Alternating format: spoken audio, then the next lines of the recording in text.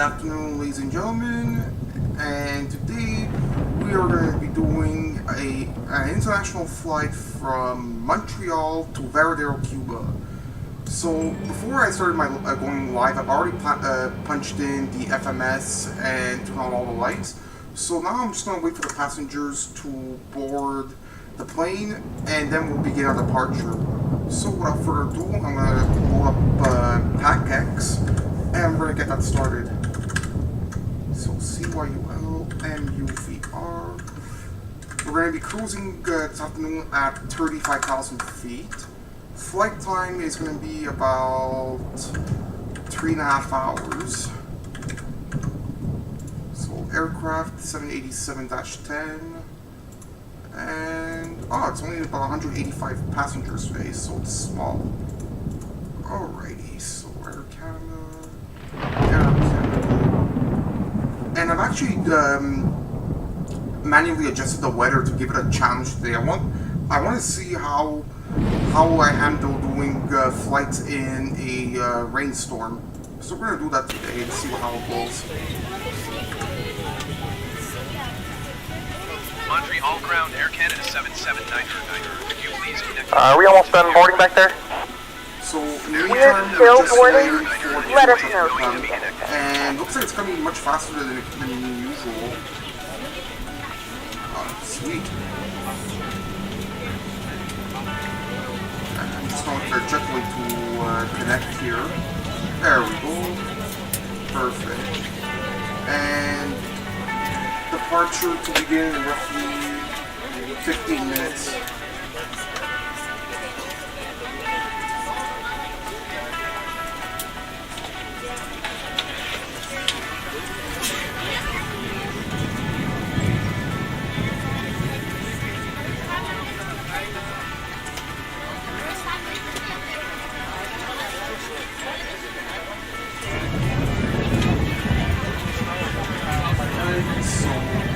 Power supply is attached, power on the aircraft, fuel truck is going to park itself, and the aircraft is going to be filled up, so he's just getting under the wing there because that's what the gas tank is, and going to be filled up.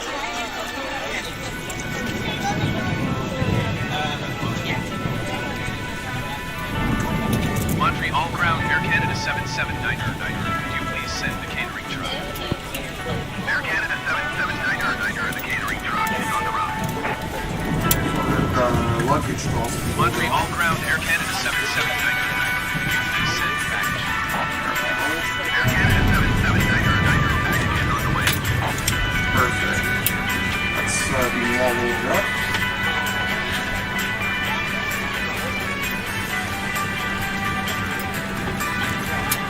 I'm trying to adjust the weather again.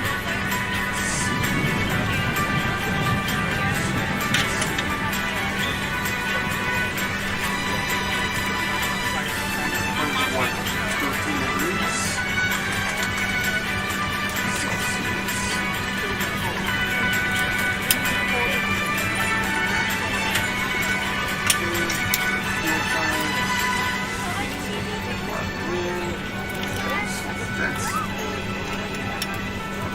This is what I have to do with it.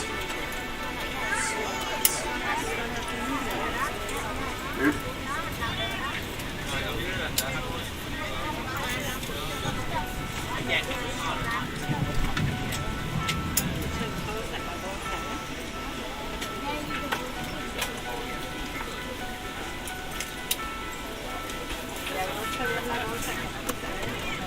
So there we go. Just adjusted that.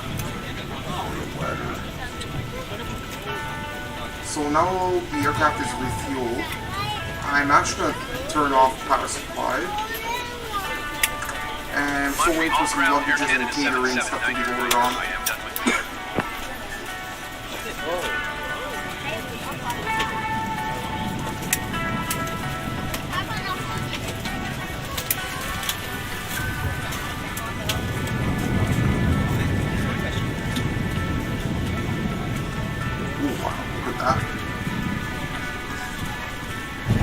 actually think I could adjust all the different weathers, like overcast, few clouds, clear skies, live, snowstorms, broken clouds, lots of clouds scattered and all that, which is pretty cool. I'm actually gonna set it right now because it's not even raining outside here in Montreal. I'm just gonna put overcast or broken clouds or something like that. Actually, it's more of an overcast here today. There we go. Or just switch it to live weather, which there we go. Just switch it over here to live weather and all that. Actually, no, I'm gonna put it back to rain. Give it a challenge.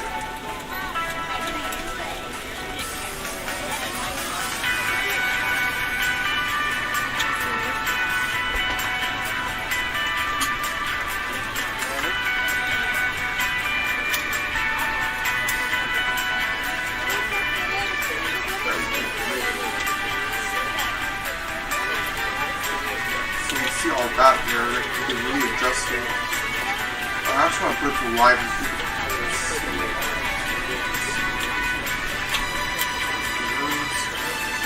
Ladies and gentlemen, welcome aboard. This is your flight attendant speaking. At this time, please be sure to make sure all large carry-on items are in the overhead bins and your small items are underneath the seat in front of you.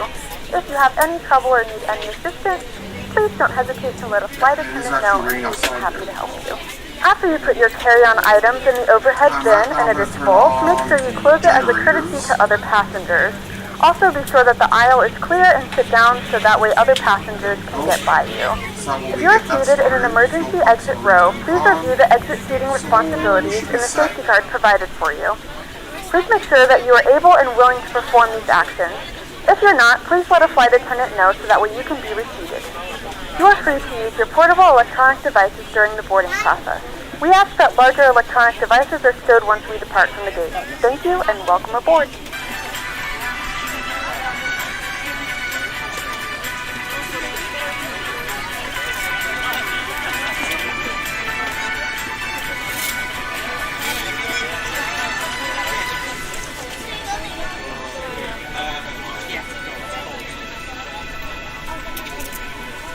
So about less than 5 minutes till we start our departure. We're gonna expedite even. Is there any chance we could expedite the boarding?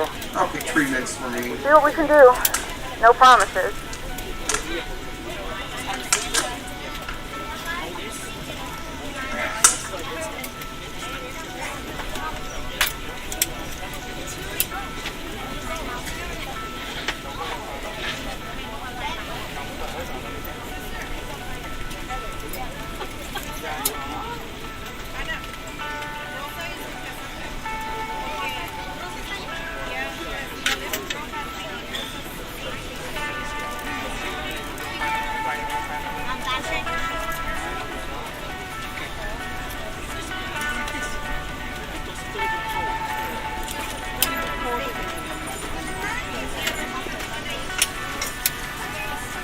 Right, 2 minutes remaining.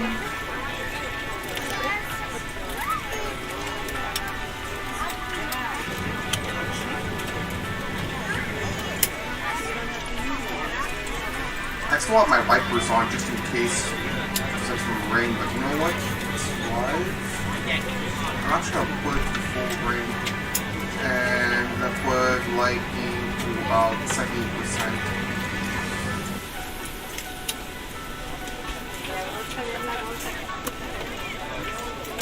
I don't know why, but the rain is not coming down as much. Weird. Nope.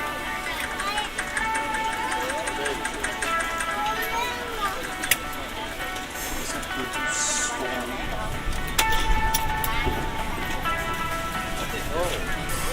Maybe it's something that says something.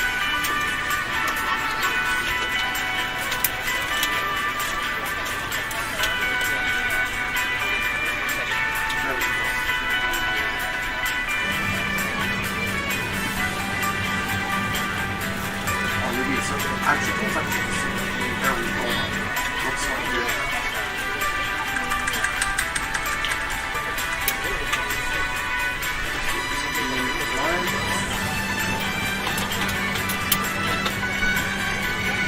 And then I'm gonna have to push back tug lead. We're on your time now. It's the taxi. There we go. So we're going to begin push back.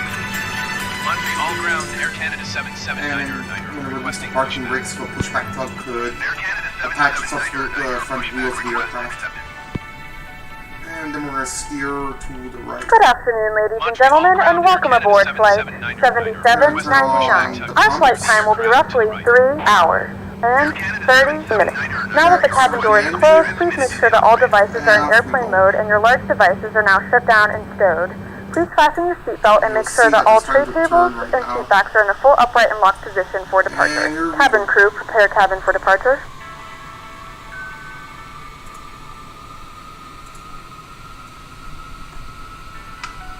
Alright, so it's attached, and now we're going to move backwards.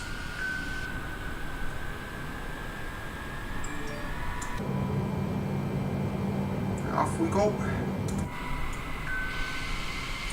Ladies and gentlemen, please direct your attention to the screen to an important safety demonstration. Thank you for flying with us.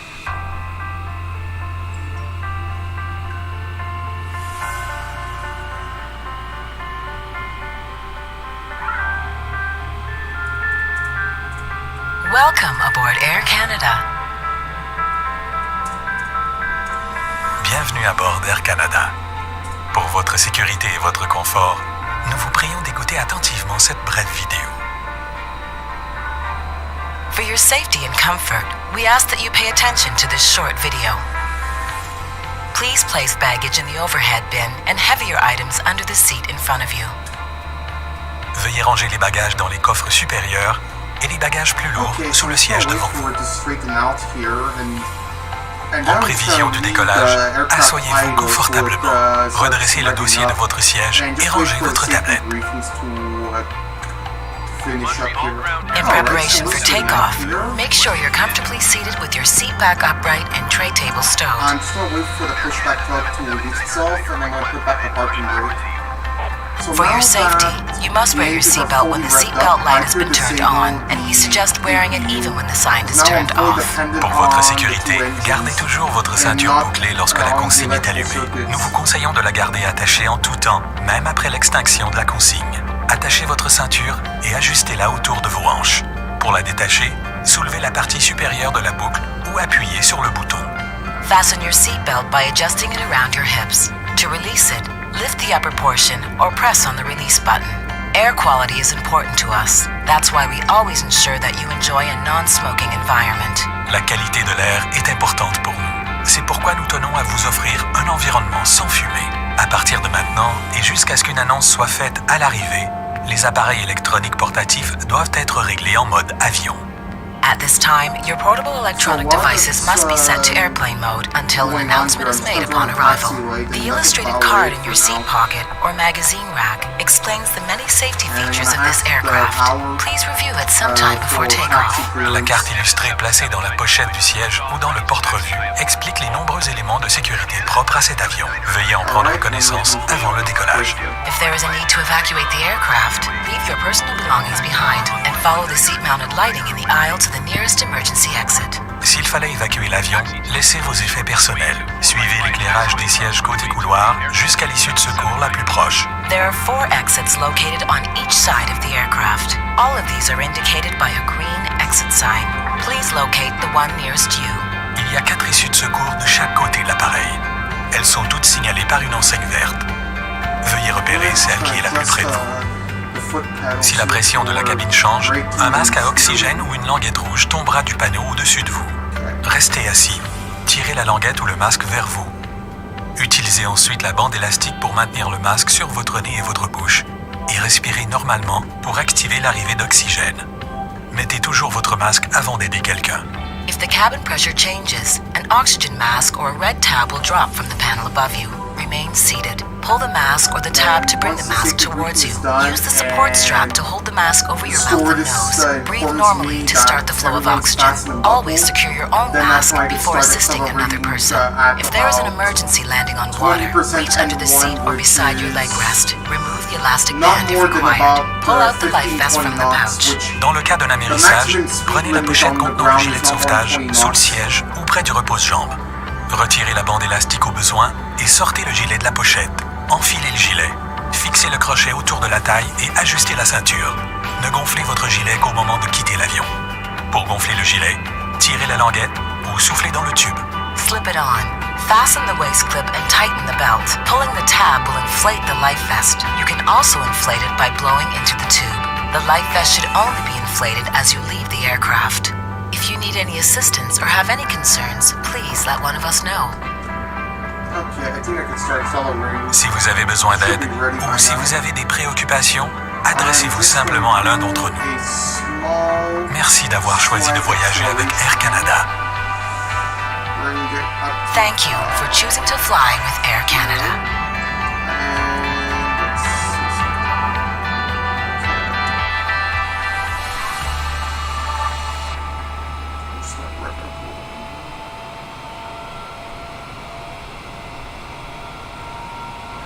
Okay. Cabin is secure, ready for departure. It is sometimes a little bit challenging, especially when you have both feet on each pedal, because the pedals are actually pretty small and narrow, and if you're heavy, like a heavy foot, it makes it a little bit challenging.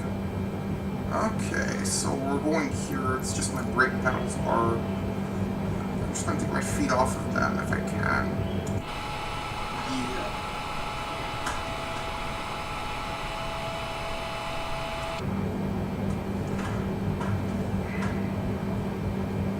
I'm just gonna try to rest them on there. Yeah, it's not gonna work. Okay, she is. Let's see, is she accelerating?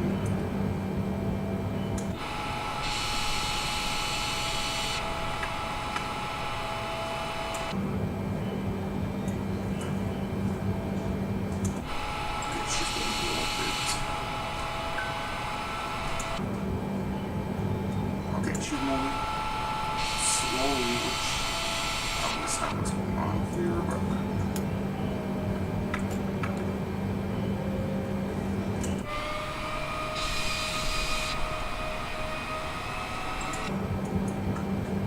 brake pads, everything's on there.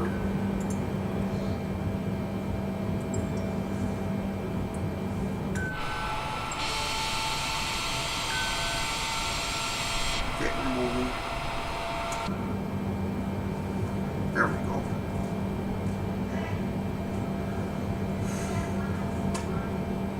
And we're ready for our departure.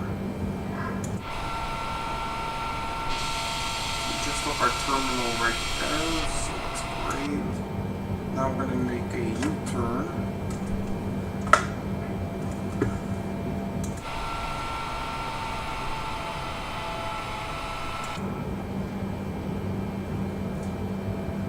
So I'm going to make a U-turn around the domestic terminal, which is Terminal 1 of CYUL Dorval Airport here, and just make the turn and head towards the main taxiway that crosses over runway 28, which is usually used for small little putt-putt aircrafts, and then make a right turn and head all the way downwards towards the auto route 13 where runway 24 right is, and then from there I just merge onto the runway and take off.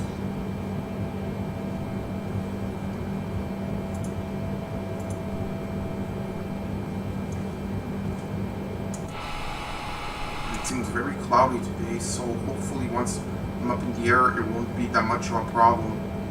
Once we're up there in the skies and clouds, and hopefully there's not a lot of like thunder or lightning as I head southbound towards the Caribbean.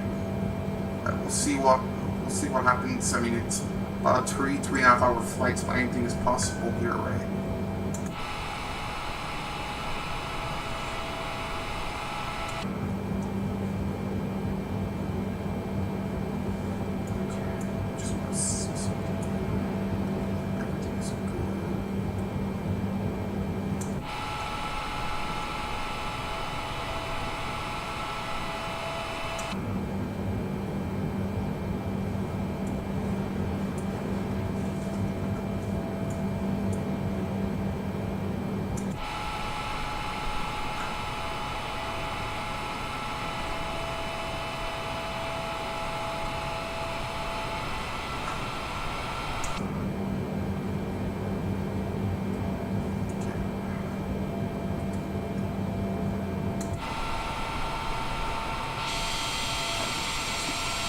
the exploration here.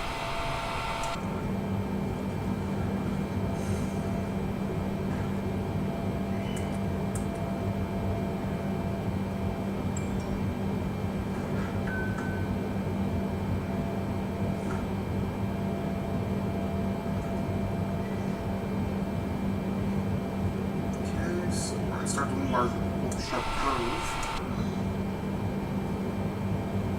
And like I said, when we make a U-turn, there's no oncoming traffic, so it's pretty much deserted here. And then again, with the pandemic, so there's like nobody flying, even though this is virtual, but it actually does simulate the current situation that we're living globally. And according to aviation statistics, in 2020, Atlanta fell to second place for the world's busiest airport, and number one was an I don't remember which city it is, but it's an airport that's somewhere in China that bypassed Atlanta by about 5-6 million passengers due to COVID-19. But I'm pretty sure that once the situation gets better, or when the pandemic is finally over and done with, that Atlanta's definitely going to regain its title as the busiest airport in the world. Or who knows, it could even be Chicago that could regain its status since 1993, 94. Anything is possible, but in the last 20 years or so, it's always been Atlanta, averaging about a good 20 to 25 million passengers annually.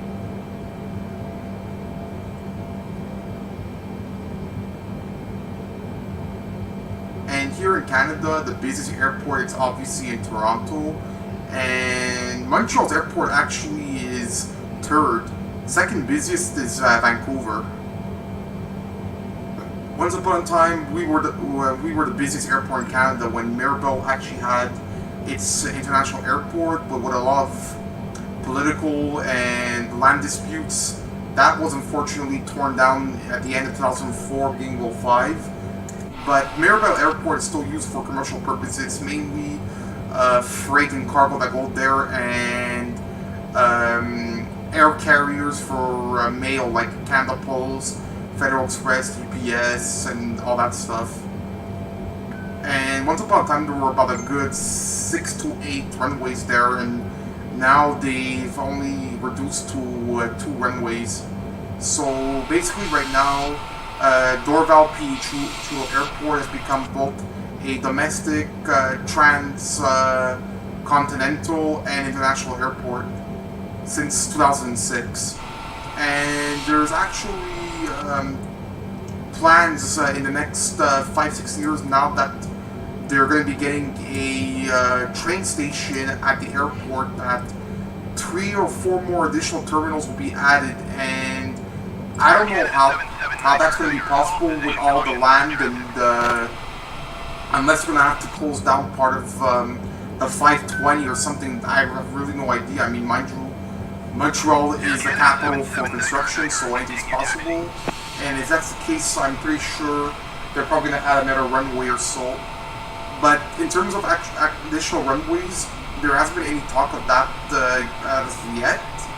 But it is confirmed that Trudeau Airport is going to be getting 3 more terminals. I'm actually going to turn my co-pilot automatically do the air traffic control responsibilities here.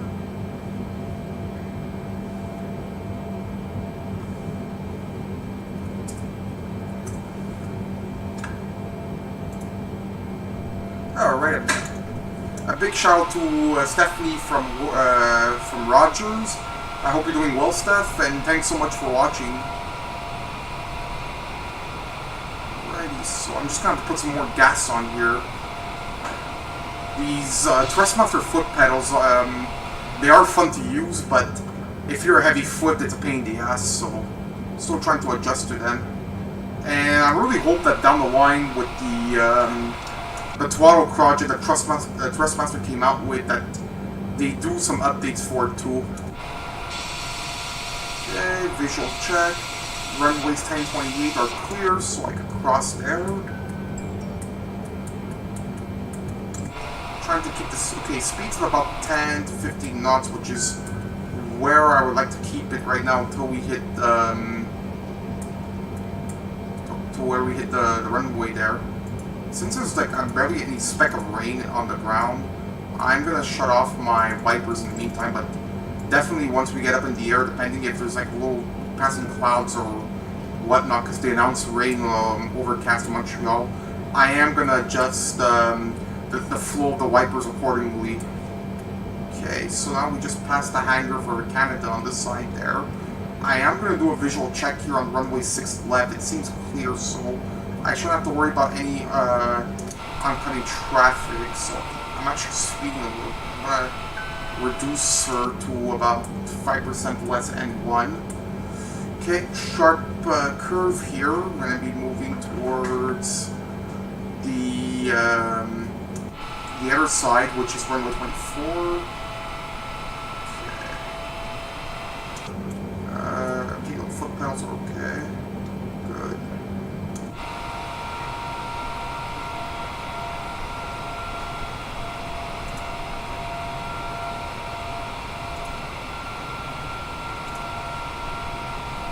Alright, so we're moving here. Trying to make a sharp curve. And there we go. Okay, perfect. Then once I get towards the end of this taxiway, I'm going to turn off the taxi lights and put on the runway turn lights to better assist me in aligning on the yellow line path of the runway to keep it straight. Then once I'm there, I'm going to turn those lights off, put on the takeoff landing lights, set the parking brake to takeoff mode, and turn on the strobe lights, which will be like our hazard high beam, like on a car when you're up in the air. Then once I get clearance to take off, I just put full acceleration and we're going to be up in the air and on our way to Cuba. Okay, so I'm going to do some more visuals here. There's like really nothing going on. And on the side we have Air Canada's hangar and headquarters. And then down over here, on this side this is actually called Varadero Boulevard, which goes all the way over here. And at the end over there, that is Air Transat's headquarters and hangar.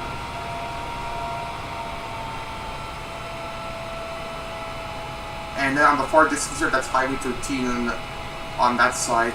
So, like I said a few minutes ago, there's plans of perhaps maybe another runway. I will probably see something over here on this little land strip. There's like barely nothing. Maybe another runway for some Airbuses or some heavy aircraft. And I don't know, this side's going to be on the other side where it's runway 24 left and runway 6 right. It's like I find impossible because you have the Côte de l'Est slightly right there. So who knows with this construction and all that stuff what's going to happen. Because there's the ram that's going to be passing there too, so who knows if the airport's going to be completely redesigned in the next 3-4 years. And to be quite honest, this is something that they should have done years ago with putting a train station there, and even putting a metro station would have been also cool too. But then again, this is Montreal we're talking about.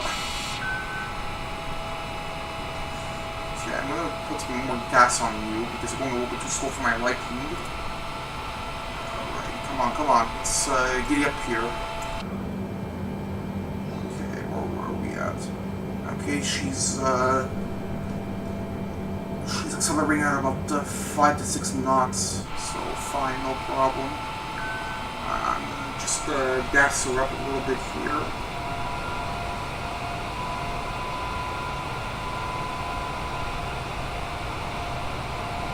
Okay, there we go. I'm gonna try and keep her a bit straight. Okay, there's something on the runway, so obviously I'm not gonna get clearance just yet because there's Festive Student 0 that's there, and yeah, it looks like he's flying in an Airbus A320 Neo from what... Okay, Air Arabia. Okay, cool. Nice.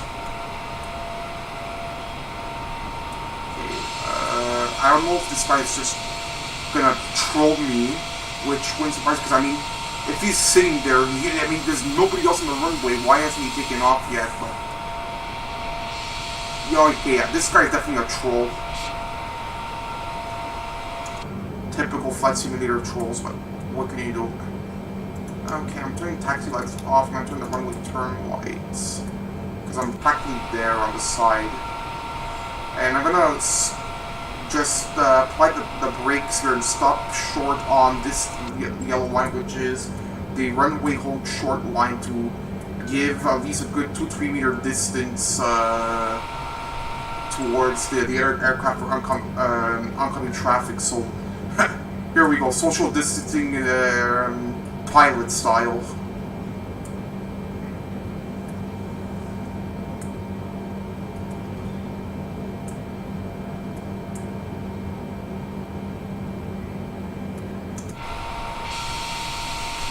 Now he decides to accelerate. Wow. Really, dude? Ready for takeoff IFR to Varadero. Alright, and for sure I'm not gonna get clearance. Air Canada 779er, Oh. cleared for takeoff runway What do you 24 know right. about clearance? Huh. I guess he already took off. Okay, perfect. Cleared for takeoff runway So 24 now right I'm Air just Canada gonna 779er. head left and try to maintain an alignment on this yellow line here, where there's the blue triangle arrows there that are my flight path. So I'm gonna keep it there. Then once I get there, I'm going to disable the turning lights for the runway, turn on the takeoff lights, put the auto brakes in takeoff mode, and accelerate. And then once I'm about 140, 150 knots, I begin my first rotate and just gradually accelerate off the runway and pull up. Okay. Alright, she's going a little bit too fast on the turn here, so I'm going to just slow her down. 99% gas. I want to keep her at 100. Perfect. I'm going to straighten her out a little bit.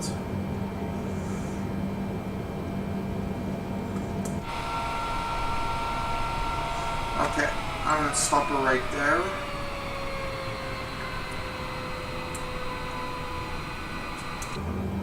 Alright, runway turn off lights, turn on landing takeoff lights, auto brake RTO, and accelerate, and off we go. Strobe light on, and we're on takeoff. Alright, 40 knots.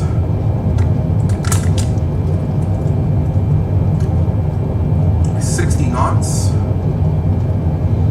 80 knots, almost at 100. So when I'm about at 140, that's when I begin my first rotation and pull up on the stick. 120, okay, we're almost there. About 140, 150. Now I'm gonna start pulling her up. There we go, V1, rotate. As you can see, she's pulling upwards. And raise landing gear, turn off the land lights, and away we go, ladies and gentlemen. And auto throttle will adjust the speeds accordingly as well as the flaps, so that's taken care of. So now all we have to do is just accelerate and climb up to about 8,000 feet. Air Canada 779er, contact Montreal. And now we have just left the airport's airspace. So there we go. We're now flying over St. Lawrence. And then I'm going to start doing a gradual turn southbound over I-87 towards New York, and then head towards the Atlantic, cut between North South Carolina, touch part of DC as well, fly over Florida, and then in the Caribbean towards Cuba. So this right here, guys, is Lachine, and obviously we got the West Island, DDO, Kirkland, Varadero, same down the Bellevue over there, and I think right over here is Fairview Point Claire.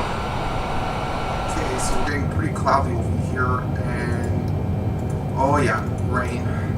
Okay, putting on the wipers over here, full blast, and I now have to start turning left, and I'm going to inform my passengers of the view over the river. just to satisfy them a little bit. Ladies and gentlemen, from the flight deck, this is your captain speaking. Yeah, if you look out of the window, we're currently actually flying over something pretty interesting this afternoon. Alright, so that's that. Okay. I'm trying to keep the altitude a little bit low, but we're doing okay so far. Just need to straighten the route a little bit. Oh shit, look at that. Look at this, it's already iced up over here. Wow. And this is light weather. Shit. Yep, that's actually light weather, wow. It's already frosted and everything. Well, at least it was anti-ice, but still.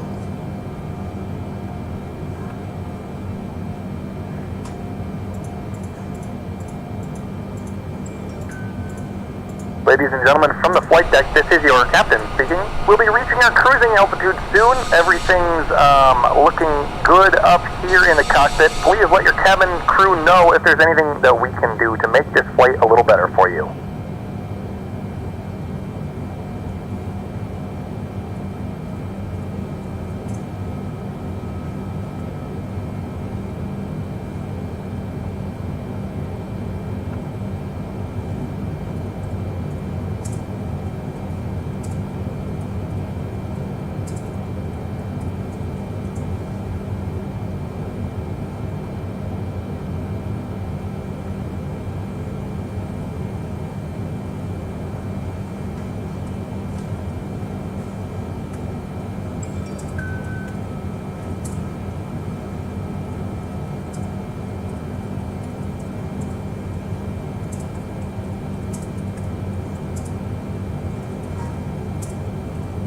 Air Canada 779er, climb and maintain flight level 180. Alright, now that we're out of the storm here, which is great. Climb and maintain flight level 180. Air Canada Trying to keep the nose 779er. pitch a bit down here. So now we need to go to about 18,000 feet. And as you can see, it's pretty cloudy, but it's I'm still going to keep my wipers on. What's good is that they're automatic, so even if I haven't turned on high flow, it senses when there's rain in the vicinity in about, I think, a 20-yard or 40-yard range, and then it automatically starts speeding up the wipers and wiping off Ladies the and gentlemen, we have windshield. now passed 10,000 feet. You may now turn on your larger portable electronic devices. This is also a reminder to please keep your seatbelt fastened while you're seated and do not congregate in the galleys or near the lavatories. This aircraft is equipped with onboard Wi-Fi. If you wish to connect to the Wi-Fi, you'll be directed to a page to pay a small fee for internet access. We do offer complimentary in-flight TV thanks to our partners. Connect to the Wi-Fi and you'll be able to access our wide range of free live TV and paid movies library.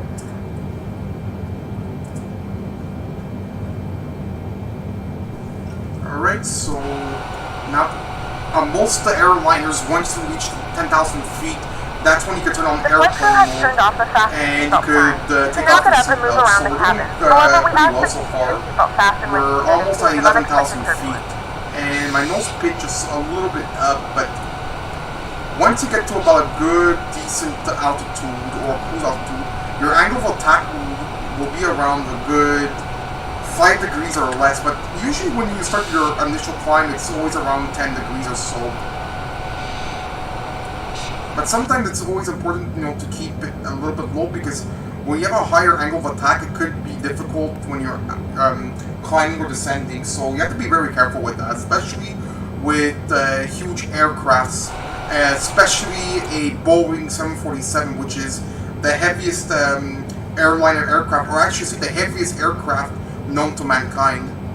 Air Canada 779er, contact Boston. So now we're actually passing somewhere over the Canada-Plattsburgh border near St. Bernard-de-la-Colle and I-87, somewhere nearby there. And we're heading southbound near heading towards New York City or so. So the reason why we actually have Boston's airspace all the way up here near the border is because of Vermont airspace shares that with Boston. And Boston is actually about a good half an hour, 45-minute flying distance from Montreal, so that is why you would normally see when you're flying past Shadowgate towards Hampstead, Lacoste, and all that, that you would actually be picking up Boston's airspace along with Montreal's own airspace. So that's only normal as to why all of a sudden I'm in Boston's airspace when technically I'm not even flying over Boston. Same thing with also other major cities, like if you're flying in the desert near Vegas or Lake Mead or anywhere in the outskirts of Nevada, you're automatically going to pick up Los Angeles' airspace. Okay, so my auto throttle's not cooperating with me today, so I'm just going to enable it. Yeah, I don't know why, that should be actually automatic.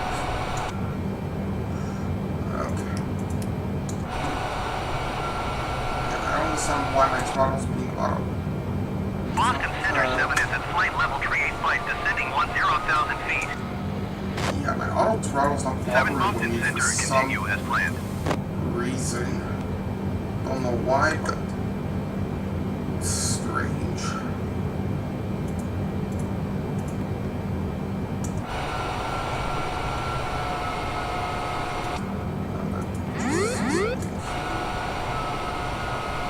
Very strange, but who knows why my auto throttle's not cooperating with me. Very weird. It should be adjusted accordingly.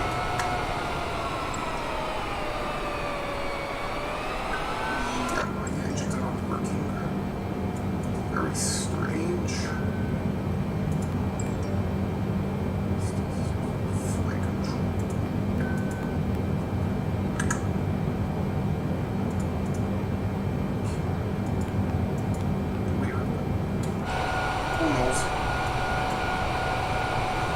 Trying to keep the speed around 310 knots here, and we're almost at 18,000 feet.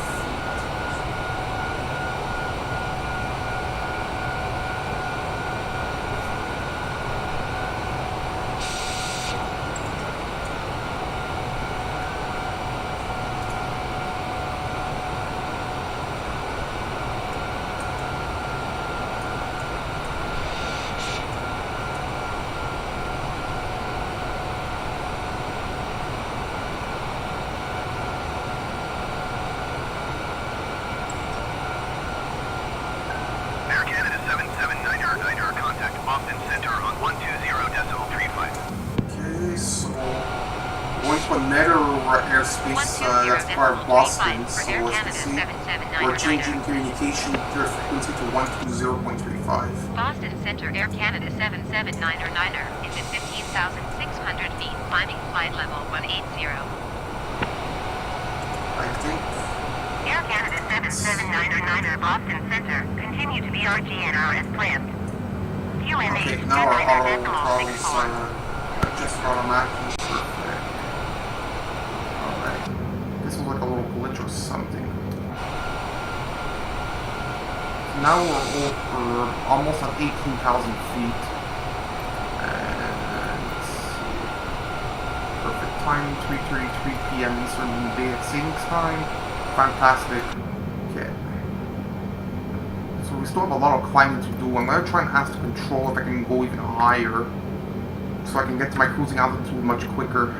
Boston Center, Air Canada, Okay, hell no, not 48,000. I don't know why it says that. 480. And I'm actually going to turn off the light because now we're not even in a storm or anything. 779er descend and maintain flight level 180. Expect flight level 480. Yeah. Descend and maintain flight level 180. And we're about at Expect 250 flight level knots 480. Air altitude. Canada 779er.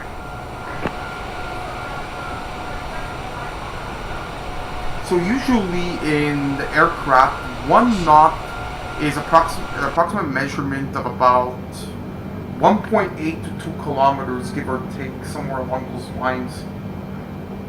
Normally, on average, an airplane flying at about 300 knots would equal about a good 575 kilometers an hour. if you were to do the mathematical conversion of knots to kmh decimal km decimal h, which is kilometers per hour.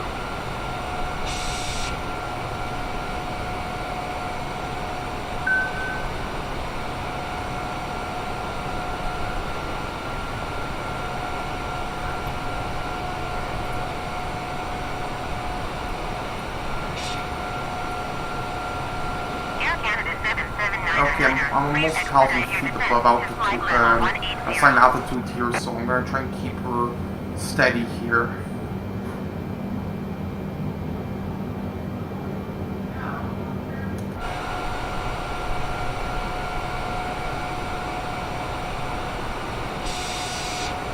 As you can see, the wings, the engines, and the nose are all frosted up, but I do have anti-ice on at full blast automatic, and the heaters, I'm going to see if the heaters are turned on. Yes, they are. What I love about the 787, the heaters are always turned on automatically as soon as you turn on the aircraft. Previous aircrafts, such as 747, 737 Max, those you have to turn on the heaters manually, but what I love about the 87 is they're done automatically. Same thing, I believe with Airbus, you have to turn on the heaters manually themselves as well. I know everyone that's into flight sim says they prefer flying the Airbus because it's the most commonly used aircraft now by airliners. But for me personally, I do like Airbus, don't get me wrong, but what lets me down about them, one thing I could say negatively about it is they claim to have the best fuel economy of any airliner aircraft, but I've done some testing myself and I have to say it's a huge guzzler. Like for example, if I were to do a flight from Montreal to Chicago, which is 2 hours, I've already used up about a good quarter tank with an A320neo, whereas with a Boeing, a 2-hour flight, I'm lucky if I use not even 5% of my fuel tank, and a 1/4 tank use on a Boeing like this, I could easily do a 5-hour flight to Los Angeles or do 6 hours across Canada to Vancouver and still have a 3/4 tank left. So that is my only con in the pros and cons of an Airbus, but it is one of the easiest aircrafts to fly, for sure.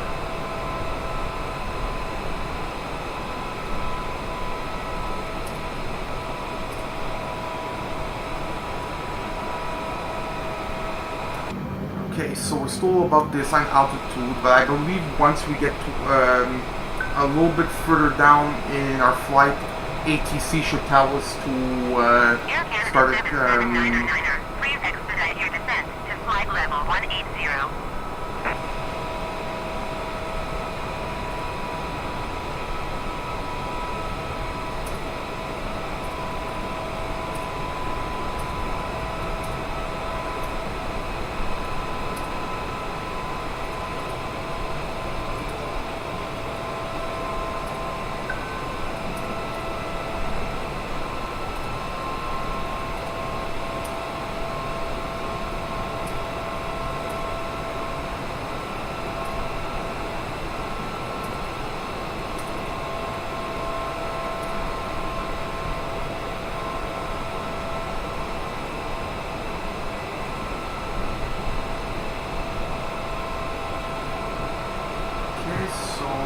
Good timing here. Air Canada 779. Yeah, I'm gonna get down. Your descent to flight level 180.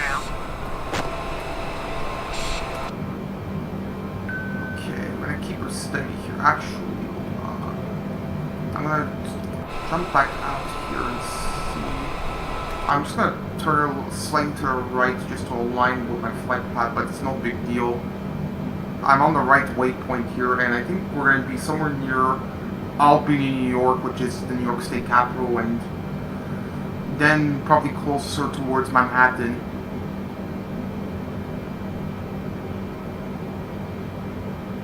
Okay, I'm gonna lower and start descending a little bit. So right now I'm going at a descent of about 500 feet per minute, which more than enough just to maintain the decent altitude.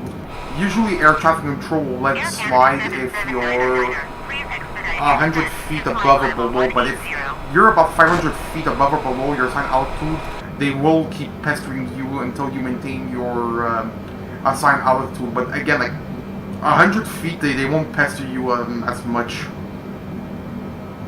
That's just from my experience, of course. I mean, the air traffic control, they are sticklers, and you have to follow the rules. But I mean, I've been playing flight simulator games since the last 10-15 years, so from my experience, I've seen how they operate.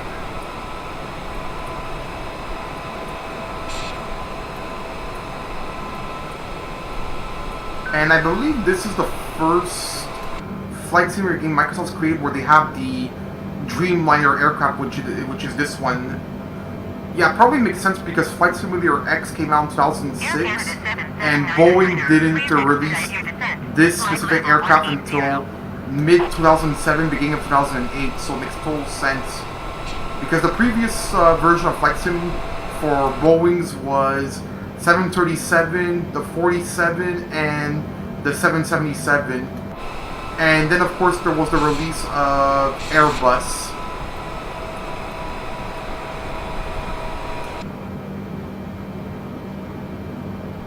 But the Airbus 320neo didn't come out until 2014, so it is relatively new.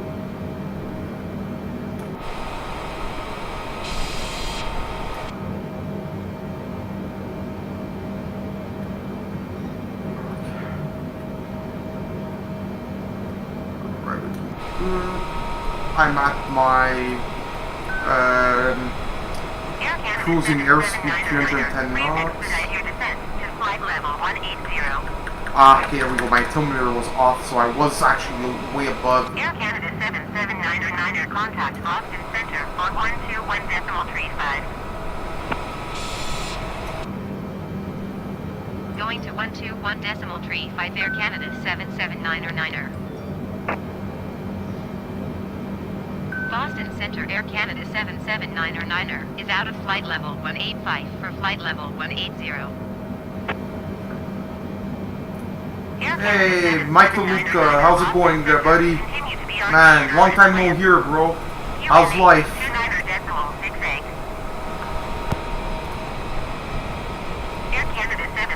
There we go, now we're going up to 28,000 feet. And as we continue further on the aircraft here, we're going to be reaching our cruising altitude of about 35,000 feet. So 18,000. I'm going to gas her up here so that way we go even further, but that's all done automatically. And there we go, now I'm at about 75% acceleration, and now we're at TOGA, which is Total Actuation Force.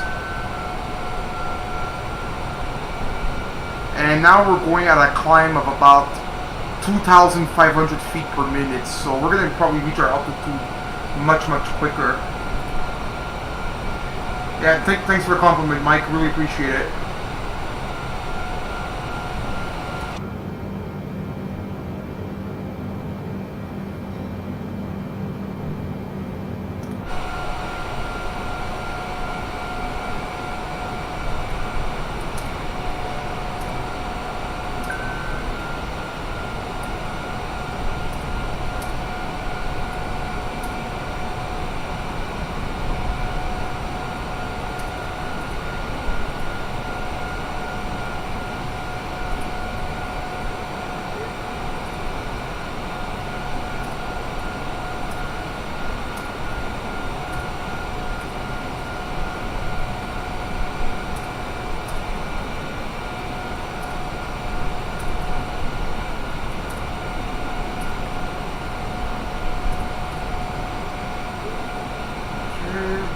Now about 22,000 feet. Trying to get up to 28,000, which we're going to be there almost.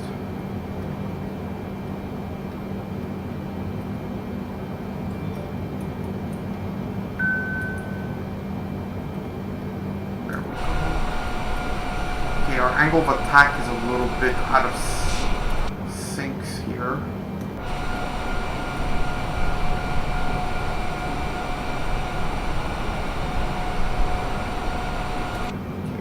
going to put on AP and have AP adjusted it.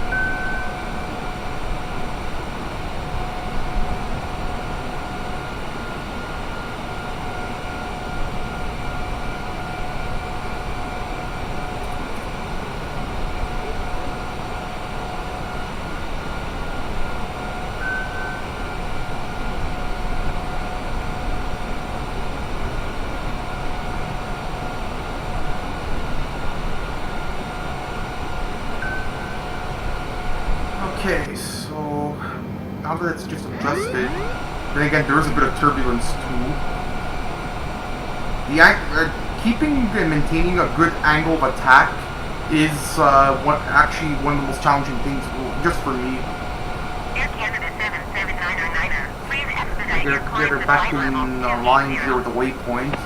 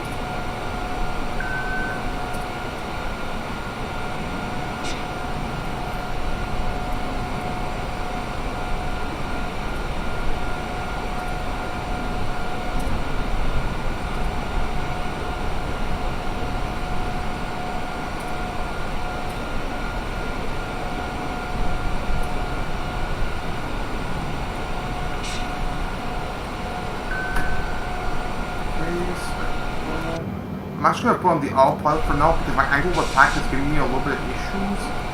So the autopilot's going to help me adjust the angle of attack here. And if you guys are wondering why I'm actually like going down in altitude, no need to worry because that's going to be all automatically adjusted.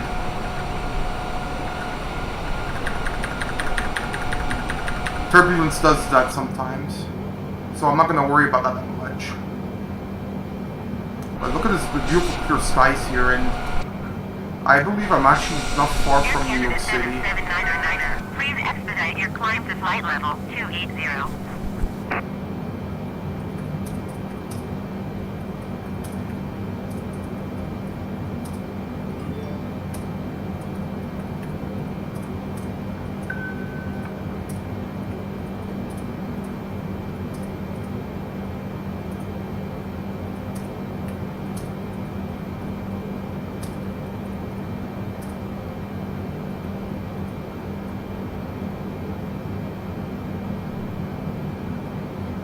Okay, so I'm going to start going upwards. What I'm actually going to do is turn on the vertical speed, which also assists the aircraft to go up a little bit more, as you can see there.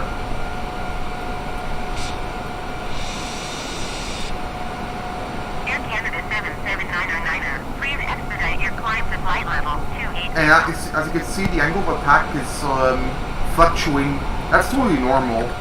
And the airspeed does fluctuate a bit, but we're still maintaining good speed here. Okay, angle attacks. Okay, there we go. Perfect. He's getting aligned here. So we're getting up to the 28,000 feet gradually. It just takes it's all a matter of just adjusting your cruise and the angles.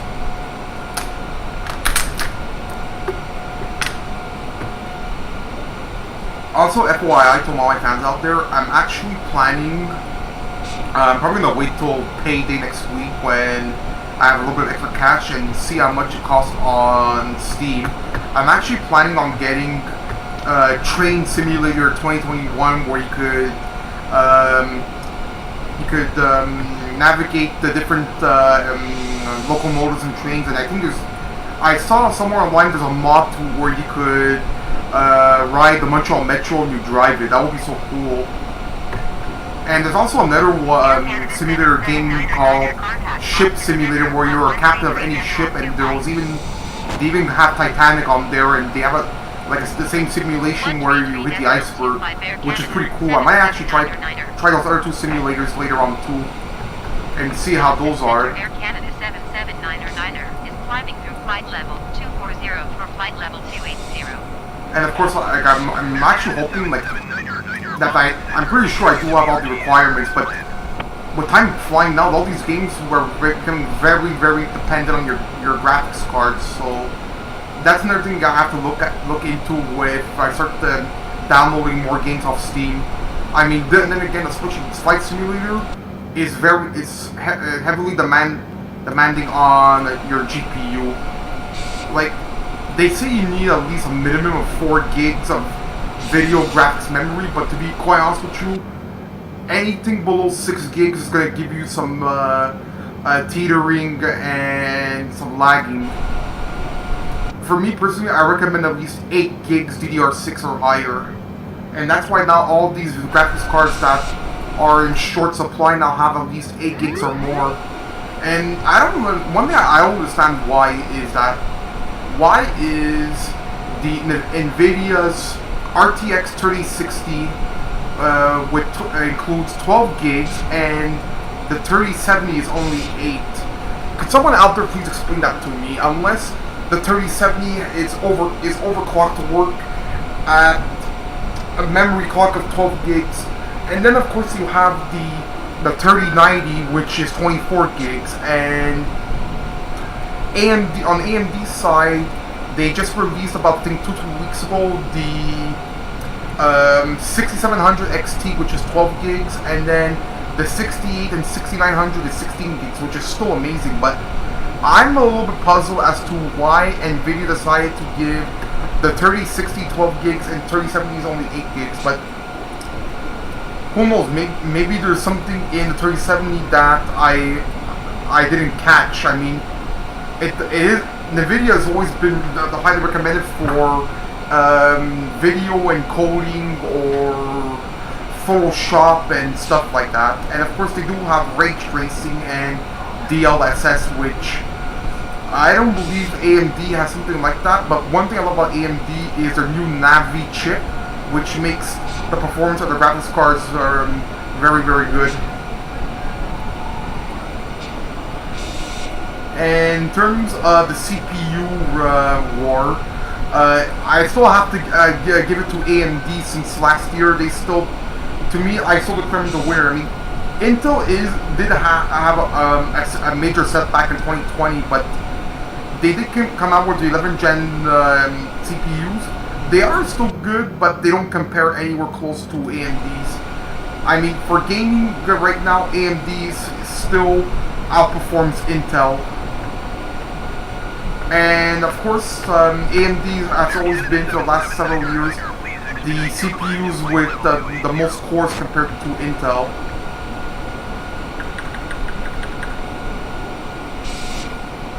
So I'm gonna let this guy accelerate a little bit. I'm actually gonna see if I can bring him up to 35,000 feet or so.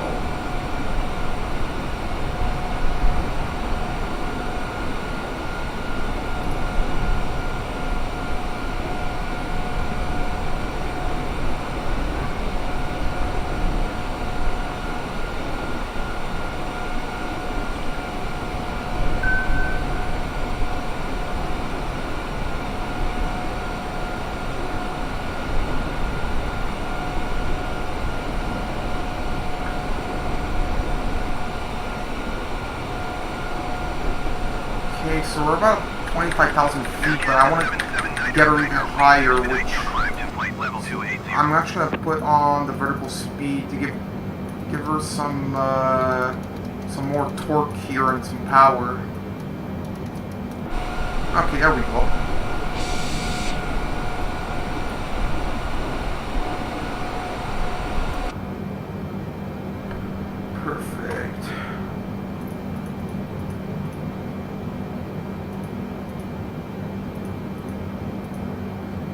Hey, can we get an attendant to the cockpit for a restroom break? Okay.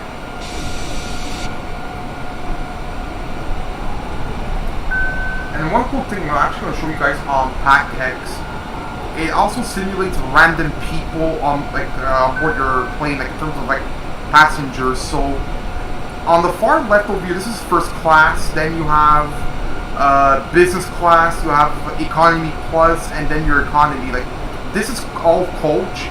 This is your business passengers, and this all the way here is your first class. And then at the front here, you have like the doors.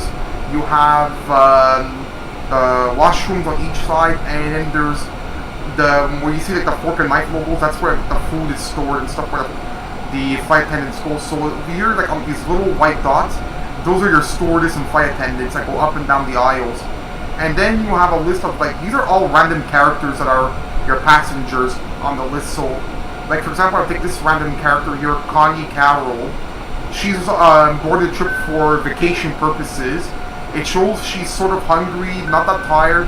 She has a seatbelt on. It even tells you how old your passengers are, their overall content and emotion on the plane, and it even shows if they're thirsty and stuff. Really, really cool. And on the plane, you do run into situations like engine failure, running out of gas, a passenger is not feeling well or is having a heart attack, God forbid, and you have to make an emergency landing at the closest airport to get into a hospital. There's also the situation where you have, they also added a COVID feature where you cannot take off because there's a passenger that's a total Karen and refuses to wear a mask, so you have to get the cops on board the plane before you can even take off, and it causes a huge delay. So they added a whole bunch of stuff like that during the last couple of months, which actually, it makes it fun, and it actually gives you an idea of what a pilot has to go through, especially during 2020. So I actually found that quite amusing, you know, to experience what an actual real life pilot would experience when traveling the world. You gotta give it up to Microsoft for their genius in this.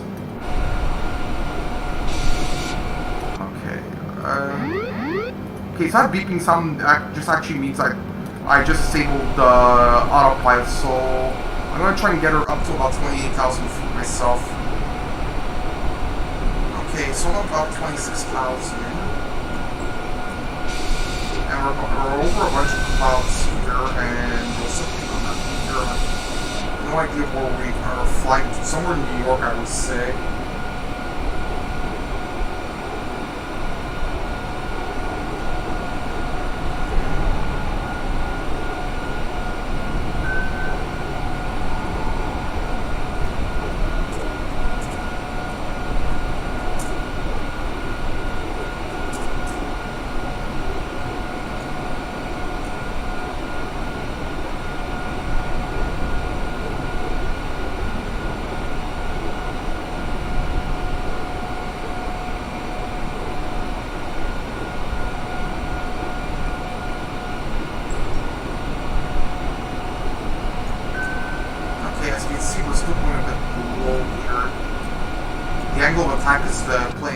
So I'm going to leave it on autopilot for now until I reach my cruising altitude and shouldn't be experiencing some of these issues here. Okay, I don't like how we're doing our descent. Okay, cruise level.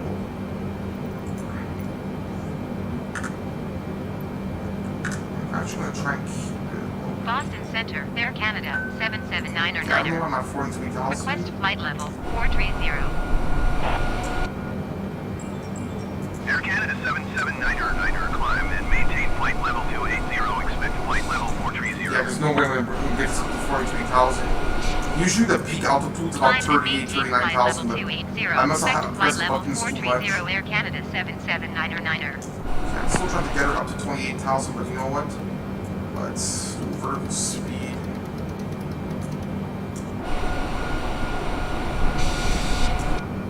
Turbulence is playing a huge role today.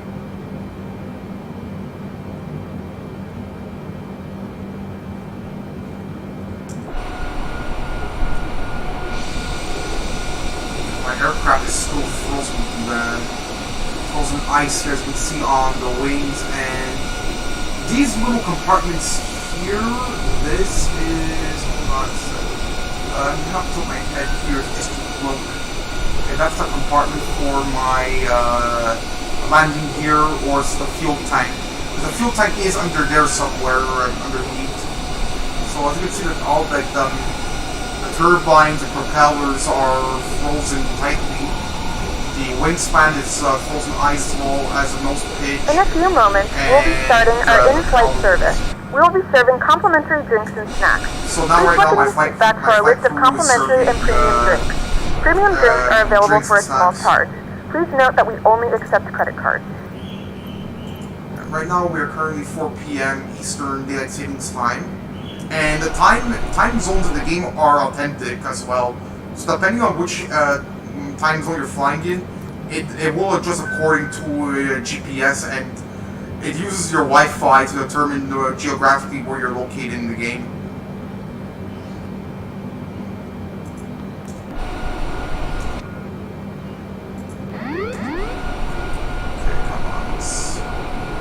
Up a little bit here. I want to get it up to 28,000 feet.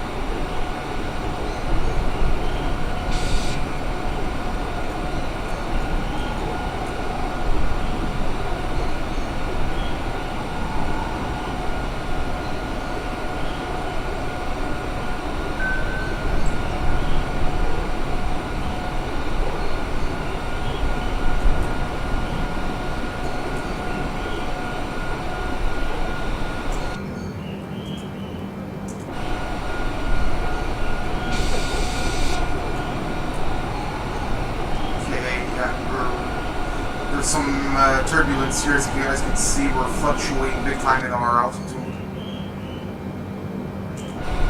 I wonder if Air Canada 779er, please expedite your climb to flight level 280. And the weather's playing a big role here, and the clouds too. Let's see if I can. Won't let me adjust the wind and stuff. Oh well.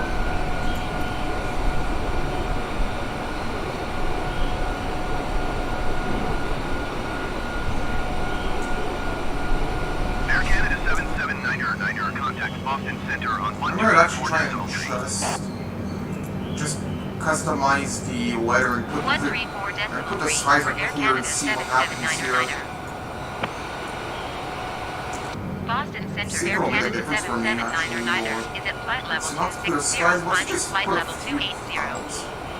See how that works. Air Canada 779er Boston Center continue to be RTNR as planned.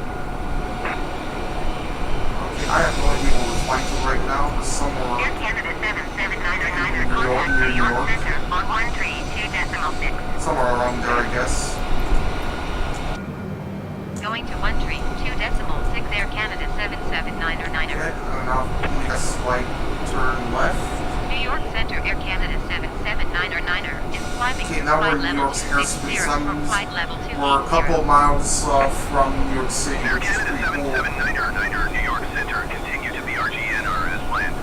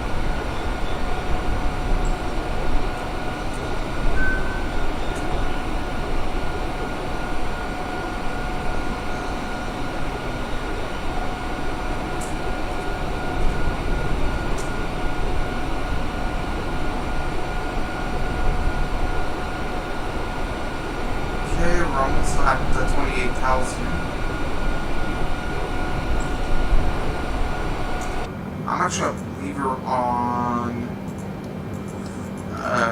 autopilot, and I think just to play it safe, because with the turbulence, I'm gonna try and put my cruise altitude at 30,000. So, yeah. Air Canada 779er, please expedite your climb to flight level 280.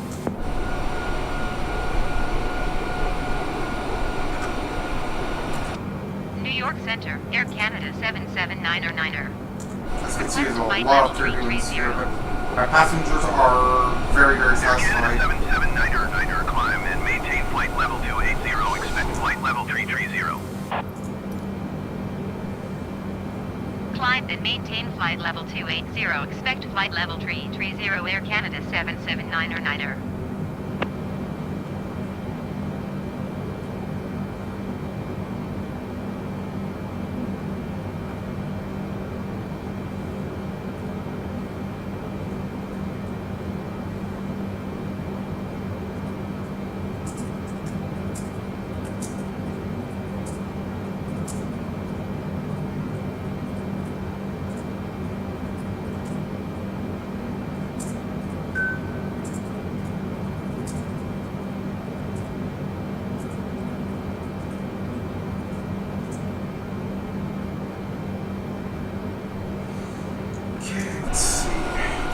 Some reason I cannot get it all the way up to 28. So here's what I'm gonna do, folks.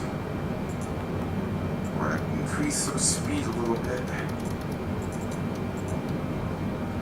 Air Canada 779er, please expedite your climb to Usually flight my level angle of attack is 280. gonna take up stuff. Right. This is actually like my radar. It actually helps me keep a line. I really like this feature, it's pretty sick.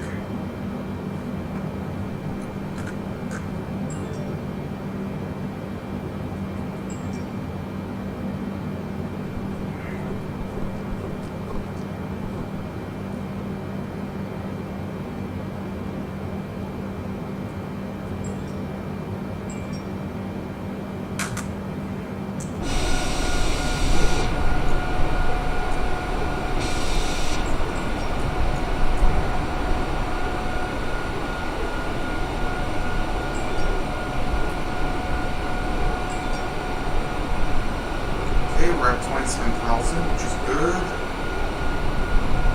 want to get it to at least, I would say, 28 or even 30,000 while I'm at it. So far, about a good hour and a half has passed. Air Canada So like, there's still another 2.5, 3 hours left. 133.15 Air Canada 779er. New York Center, Air Canada 779er is climbing through flight level 270 for flight level 280. Air Canada 779er, New York Center, continue to call in as planned.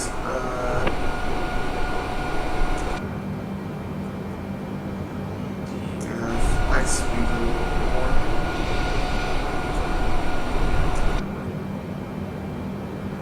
Alright, just leave it from here and it'll do its work. It seems to be slowly going up. So right now it's only climbing at about 200 feet per minute.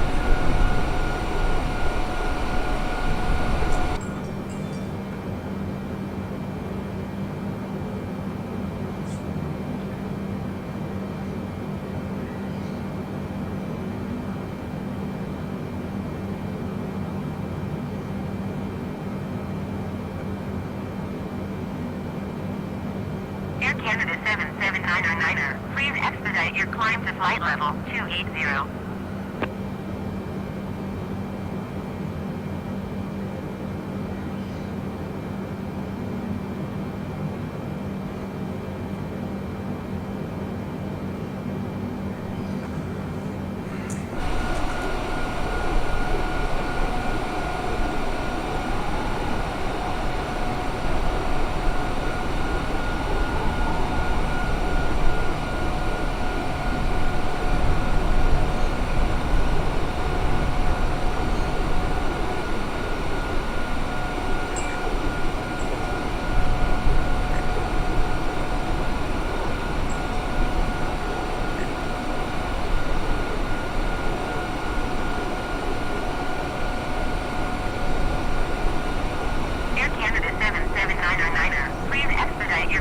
flight level 280.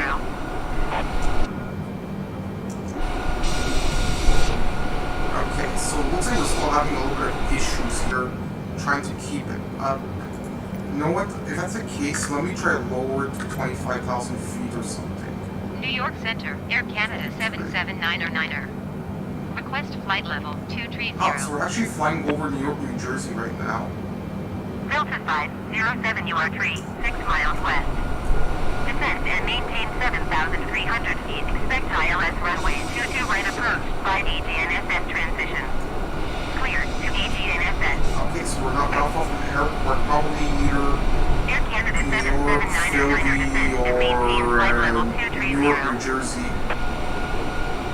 Okay, it's only 20,000, but I'm Climb actually and keep maintain it. 7,000. I'm gonna keep it at Expect 25,000 ILS feet. runway 22 right approach via ANS transition. Cleared to ANS Delta 507.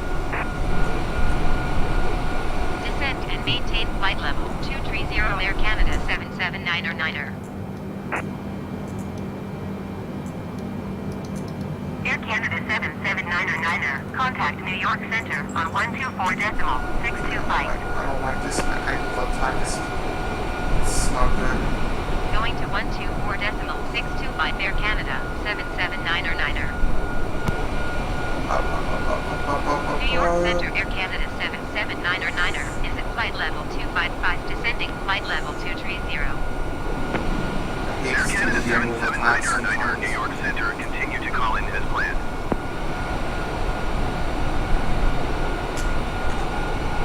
I'm gonna keep our 25,000 feet. New York Center Air Canada 779er. Request flight level 250. Air Canada 779er climb and maintain There we go, flight keep level our 25,000 250. feet then. Climb and maintain flight There we go, level now my angle of 250 attack is Air Canada perfect. 779er.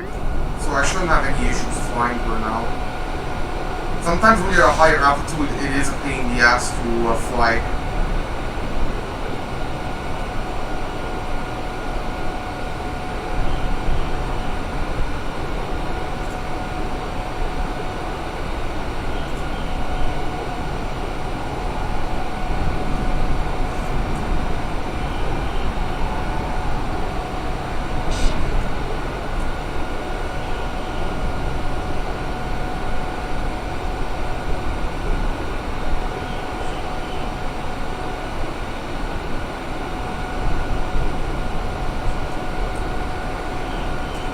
Perfect. Moving altitude to 25,000. Now it's going around by itself.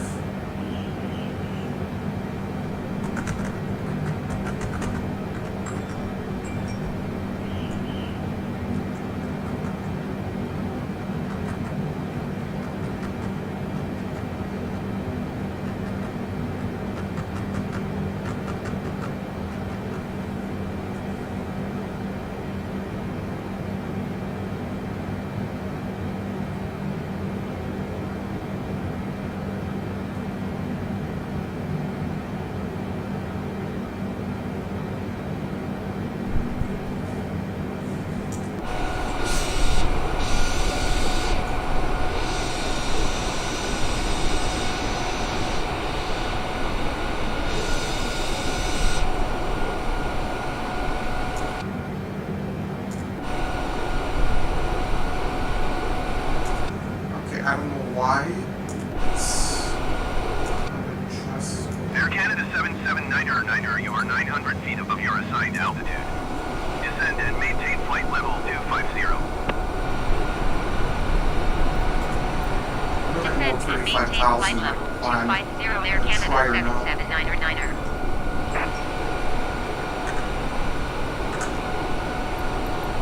New York Center Air Canada 779er. Request flight level 350. Air Canada 779er climb and maintain flight level 350. okay. Let's see if I get 35,000 feet.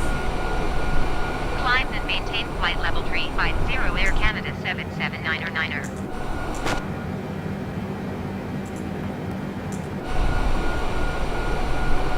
I think now she's gonna climb up like an angle of attack I just said.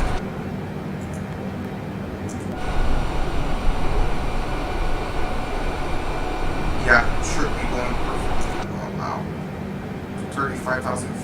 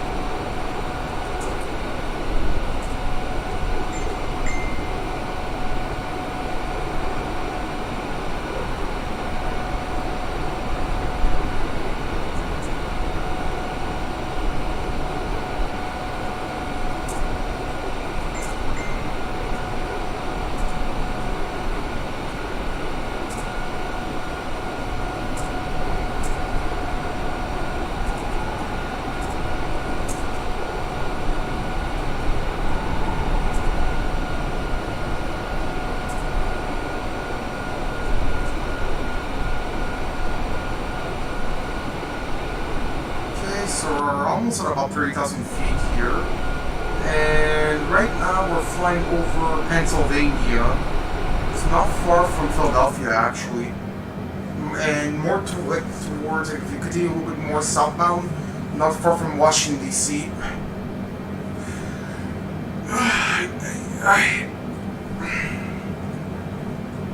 God, it's cold in here. This weather is absolutely atrocious.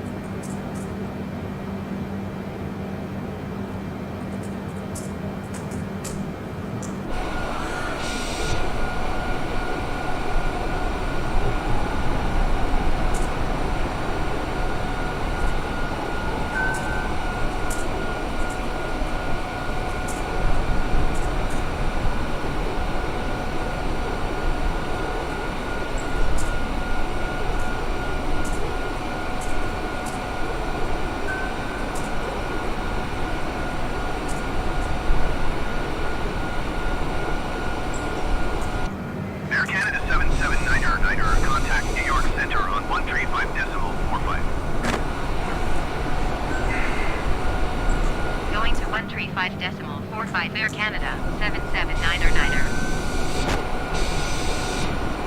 New York Center Air Canada 779er is climbing through flight level 295 for flight level 350. Air Canada 779er, New York Center, continue to call in as planned.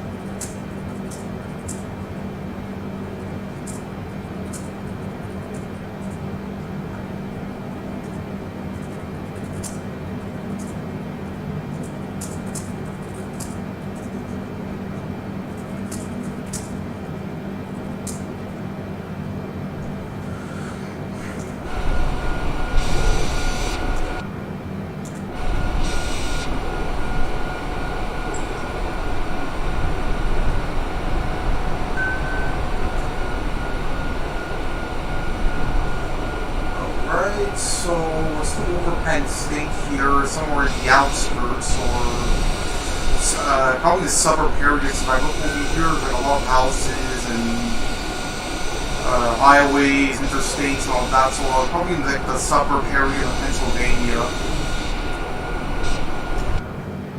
And also a pretty interesting note I've picked up here is that for every 200 or 250 kilometers it equals roughly about a half-hour travel in flight time. To flight level 350. Okay, you know what? My aircraft with a load of passengers and the weight and everything won't let me pull up to 35. I'm gonna keep her down at about 30,000. And Air Canada yeah, 77909. probably do that. Request flight level 300. There we go. Air Canada 779er, climb and maintain flight level 300. There we go. Climb and maintain flight level 300 Air Canada 779er.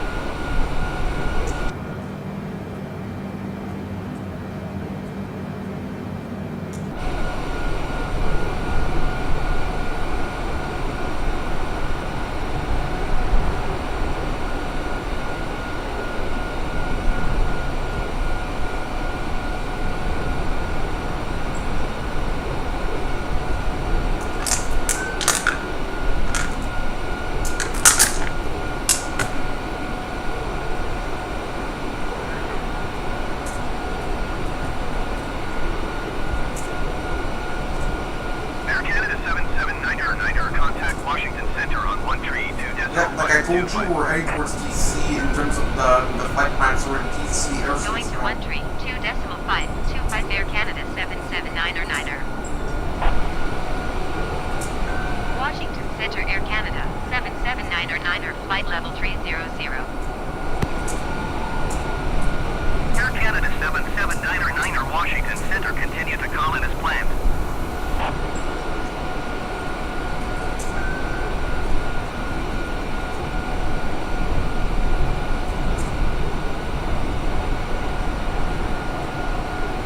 Alright, so actually, if I'm looking here, it looks like, because I have some coordinates here. I could be wrong, but I think Philadelphia is actually up ahead if I would scroll down, because there's the Delaware River here.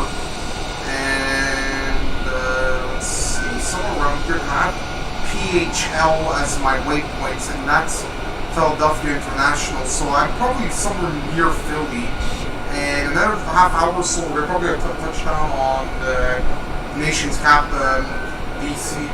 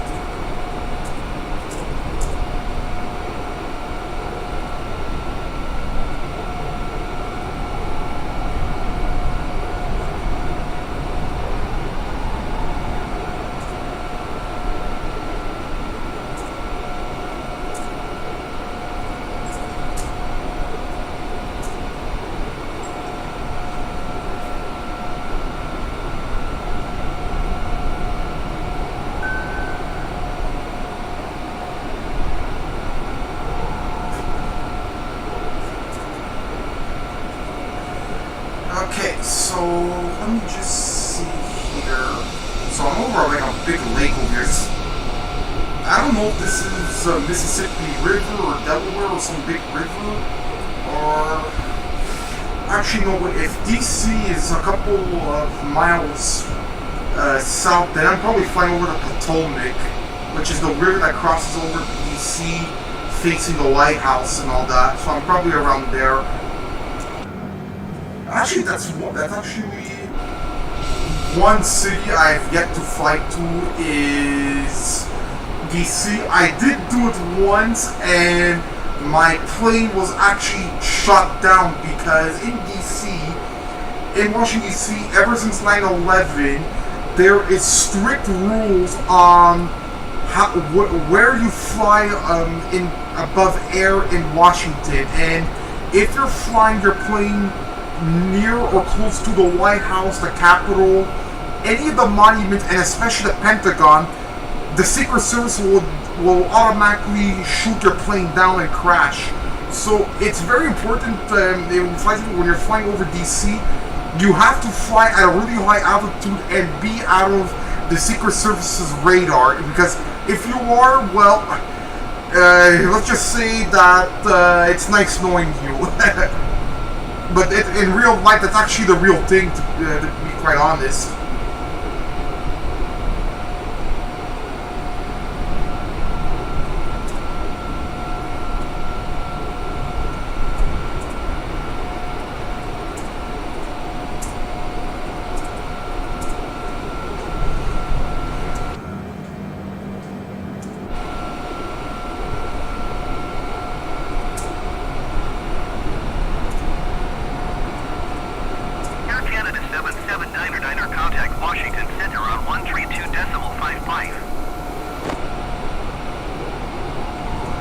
So now we're in Maryland State, which Washington DC does border. The thing with Washington, it's not a U.S. It's known as a district, but it shares its borders with the state of Maryland and Virginia. So as you can see now, like, I'm actually flying over Maryland, probably a couple of miles far from Baltimore, but Washington DC is actually not far from us.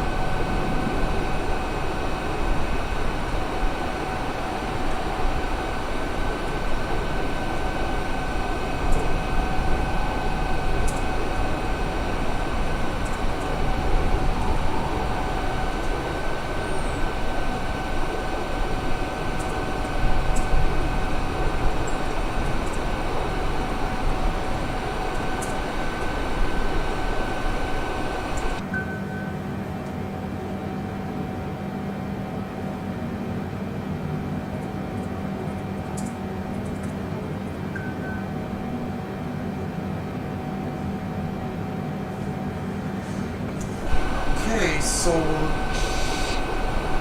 DC is, I think it's actually up ahead here, because I'm looking at my GPS on my other monitor,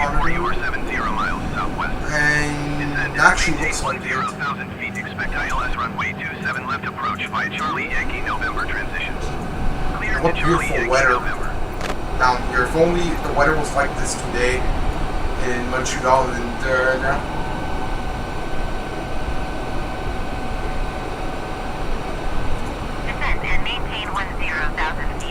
ILS runway 27 left approach by Charlie Yankee November transition cleared to Charlie Yankee November generic 034.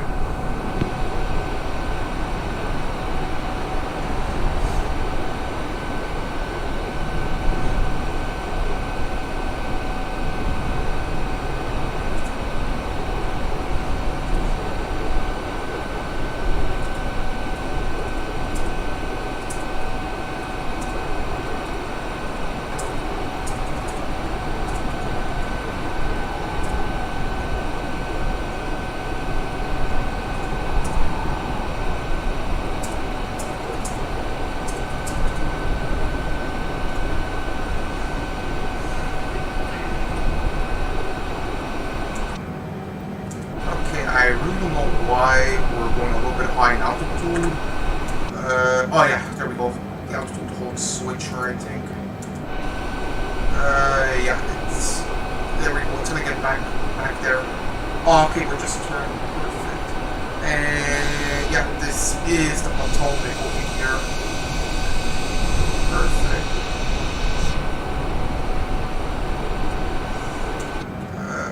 I don't like this. I'm gonna keep her up there. Air Canada 779er, you are 1,000 feet above your assigned altitude. Descend and maintain flight level 300. Descend and maintain flight level 300, Air Canada 779er.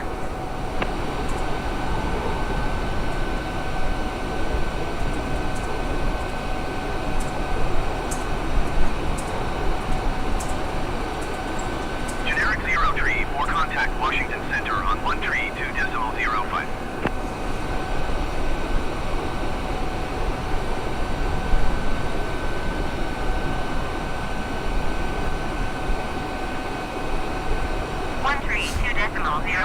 Generic 034.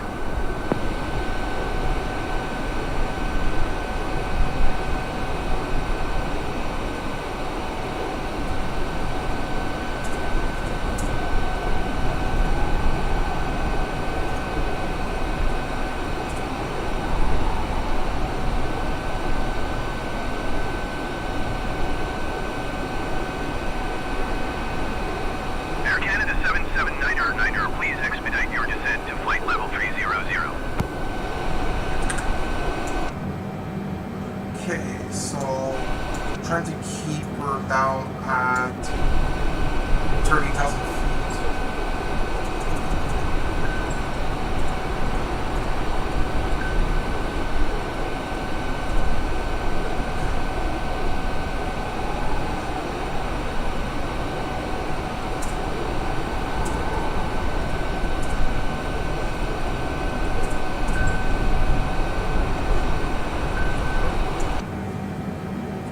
Air Canada 779er, contact Washington Center on 133.9er. Going to 133.9er, Air Canada 779er. Washington Center, Air Canada 779er is at flight level 305, descending flight level 300. Okay, I'm gonna keep her down. There's no problem here. Air Canada 779er, Washington Center, continue to call in as planned.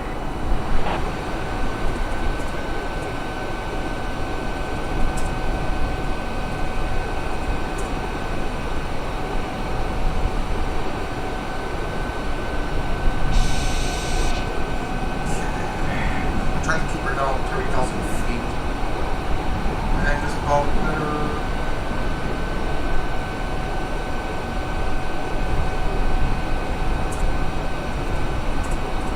Air Canada 779er, contact Washington Center on 132.55.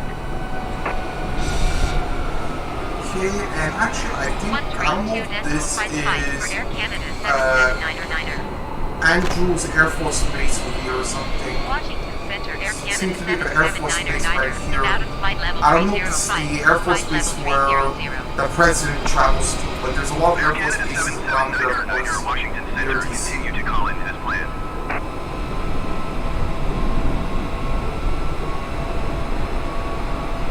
Delta 89er, 5 contact Potomac approach on 119.7. Yeah, there we go, Potomac approach. So we are over the river that crosses Washington, D.C.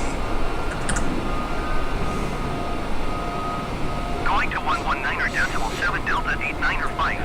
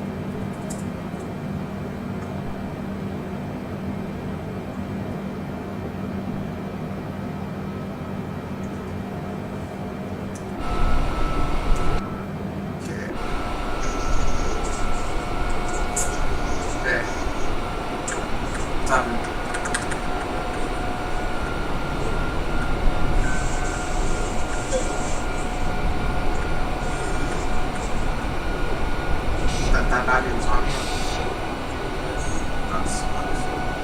I'm flying to Cuba right there. I'm doing my life stream stuff.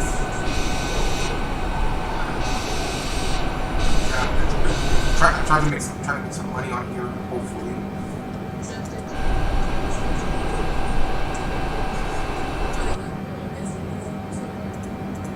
I don't know.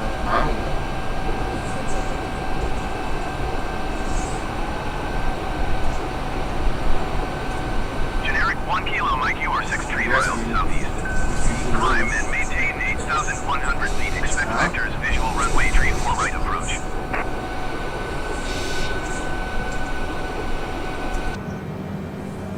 Where's Samantha go? She's quiet today. Oh yeah, she went to grocery shopping.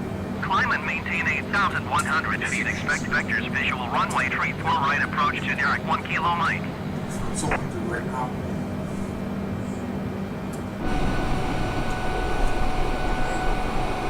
Air Canada 779er, you are 400 feet above your assigned altitude. Descend and maintain flight level 300. Descend and maintain flight level 300. Air Canada 779er. Just devour a bag of chips or whatever. Generic 274, you are 53 miles south. Descend and maintain 10,000 feet. Expect vectors ILS runway 28 approach. What?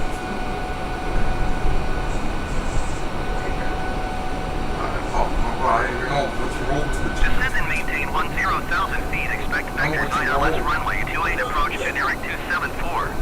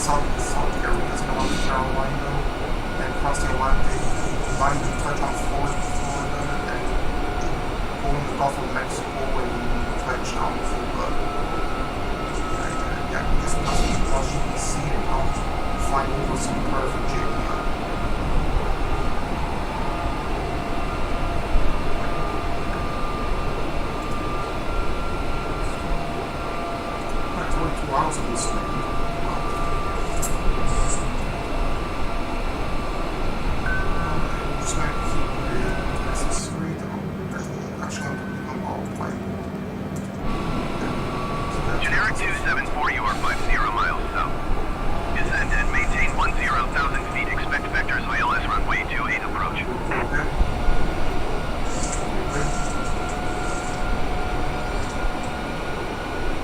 you want to sleep, we talk later if you want to sleep. Descend and maintain 10,000 feet. Expect vectors ILS runway 28 approach. Generic 274. Yeah, she said she's going to shopping.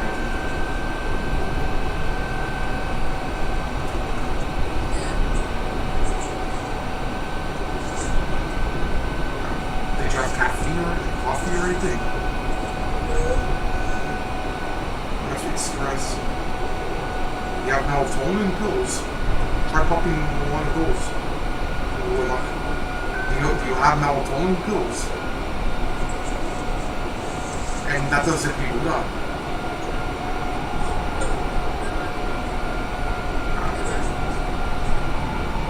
Okay. Just be careful with those because 10. John Quincy, they told me 10 milligrams is the max you should be taking based off. Like, I don't know if it's like based off of age or height and weight, but they told me that for me, that if I take more than 10 milligrams a day, it's considered overdose. That's what they told me, but like sleeping pills, I only take it over his weight now. Because the one sleeping pill I take to knock me out is Zopicone. That leaves an aftertaste in your mouth, but it's even more potent than melatonin.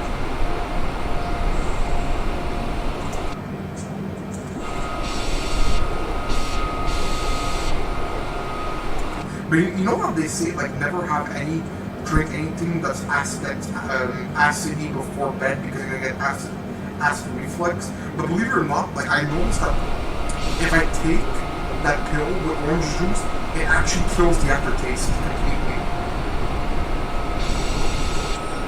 No, it's weird because, you know, they always say you should try to avoid liquids that are high in acid, like orange juice, anything citrus, or coffee before bed.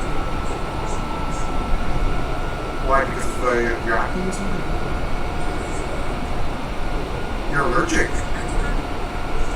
Yeah. Even chocolate Caanda.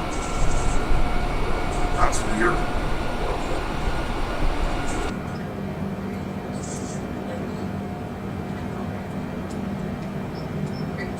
Probably they got the whatever added preservatives or fructose or whatever crap they put in there.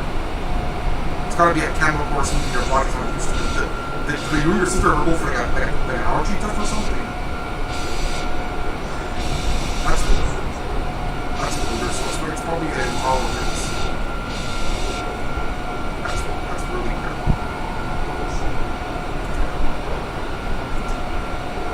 Like they have to eat something. They sent you over a nice plate of meat sauce. Pasta with meat sauce. Sure. Yeah, that's good.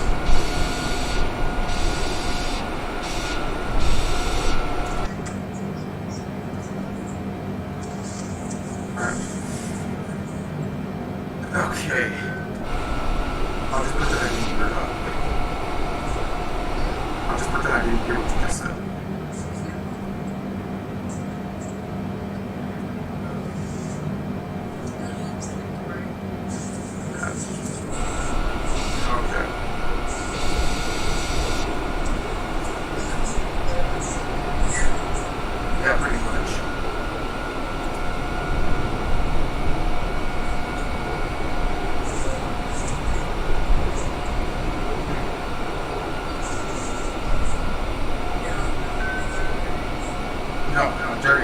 Jerry's a classic.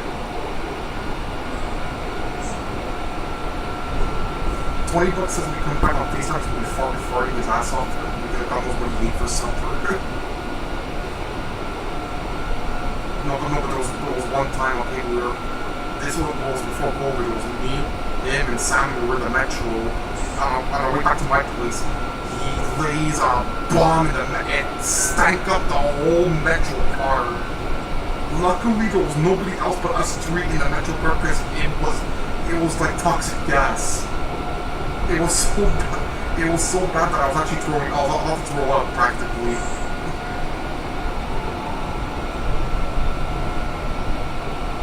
Actually, no. The worst one that he played one was Psych 5 during the final exams in the class. He's sitting behind me. He lays a silent but deadly one, and the class fucking reeked. It was even I don't know what forget which teacher it was that had to open up every window and it still smelled. The guy at Mac, it was like during the finals. Jerry's sitting behind me. He lays a silent but deadly one, and it fucking reeked. Of course he was laughing. Right away we knew it was him, you know? Of course.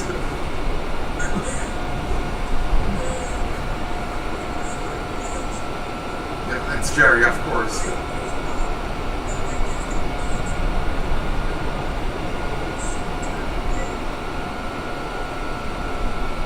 Hey, were you at the Joyas when he put X-Lax in Silvio's pizza?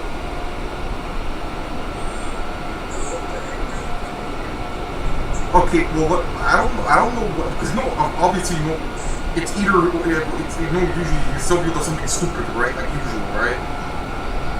Okay, so I don't know what happened, and we decided to get pizza, and Jerry decides to put X-Lax, I think, I don't know what it was, and let's just say Silvio was in the bathroom for over an hour. But what Jerry did, he took the toilet paper away from him.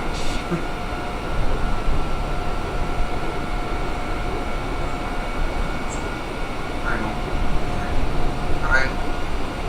You still hear from them?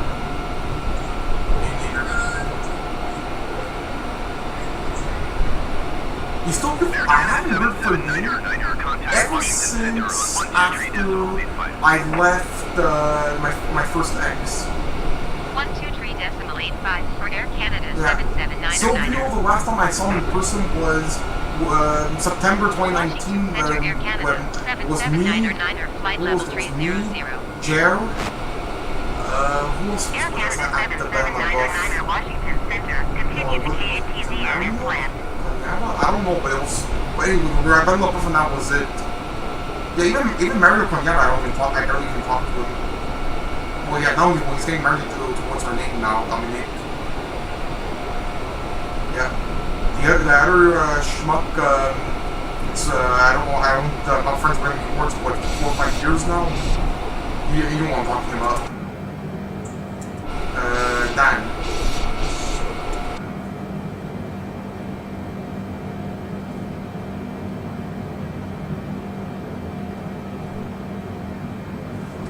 So we're still flying.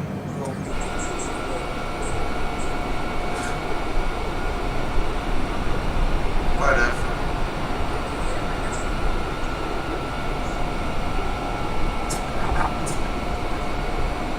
If you know, honestly, like, if he thinks he's tough, he should be afraid of you.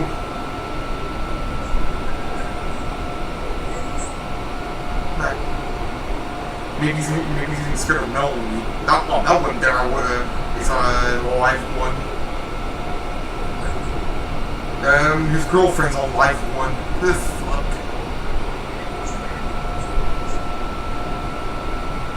I would personally love to watch that and just sit, get my lounge chair, sit, plot and it's all an act. But whatever. Past is the past.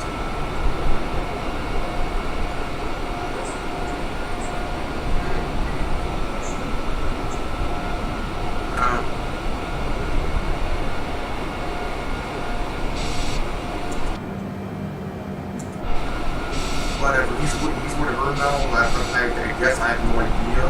That's about it. Like, honestly, most of the people like I've met through Mike and Sylvia, I barely even talked to.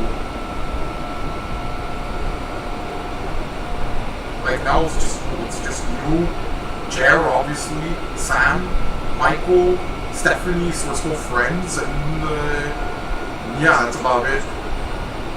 Yeah, I'm on Michael.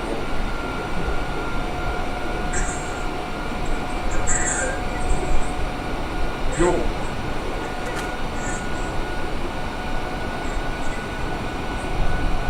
Who cares? I'm lucky like those people that watch me.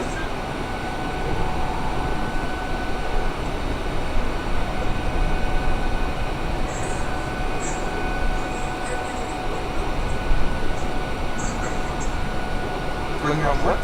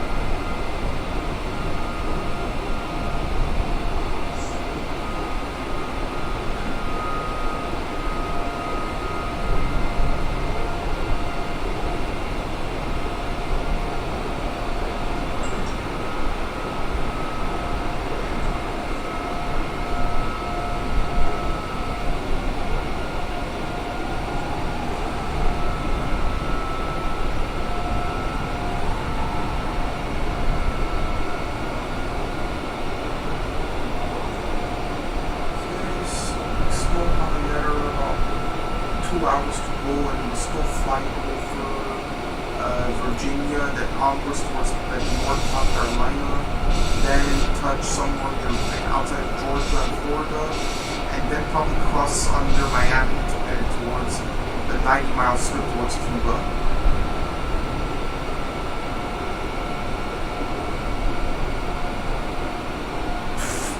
Jerry just pulled.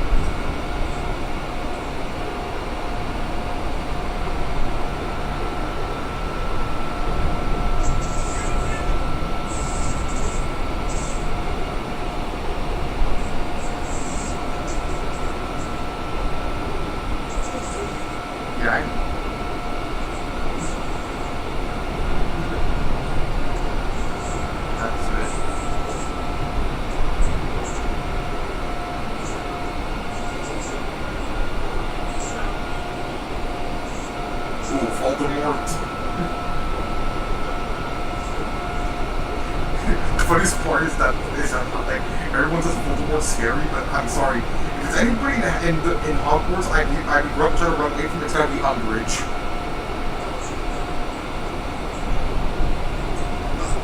No, come on.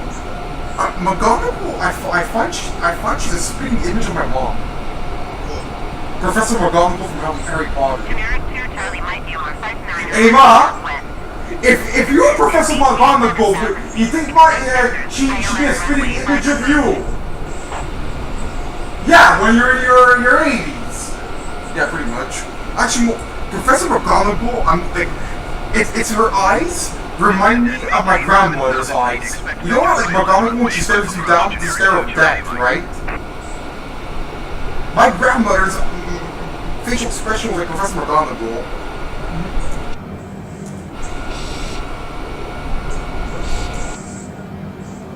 You know what I just realized? If we were at Hogwarts, you would probably be Hermione, and Jerry would be definitely Ron.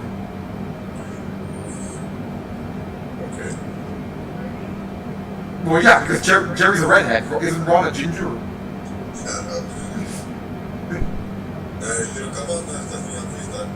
I don't know. Oh my god, guys! I think I have Sylvia while watching my live stream. I'm actually serious. I think I have Sylvia watching this. Okay.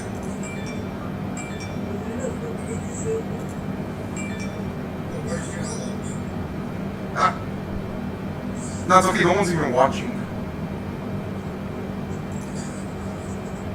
Okay, what do you say, pilot? Yeah.